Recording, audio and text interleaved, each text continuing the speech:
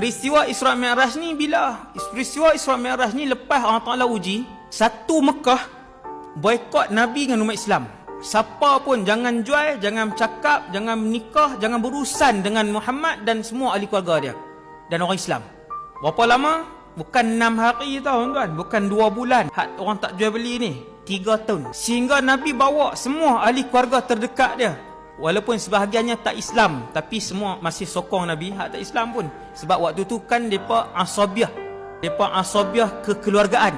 Nabi bawa ahli keluarga dia dan orang-orang Islam semua duduk di satu tempat nama Syi'ab Abi Talib.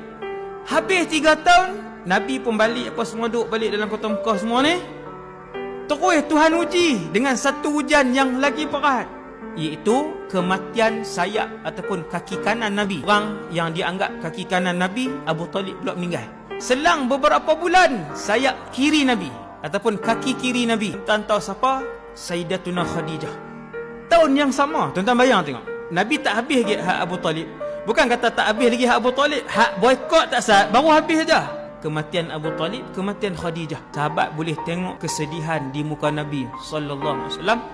Tahun itu dinamakan sebagai Amu Huznin, tahun kesedihan. Selepas peristiwa-peristiwa berantai yang banyak itulah, selepas ujian-ujian yang tidak berakhir itulah, selepas Allah melihat Rasulullah lulus dengan semua ujian itu, Allah Subhanahu Wa Taala arahkan Jibril.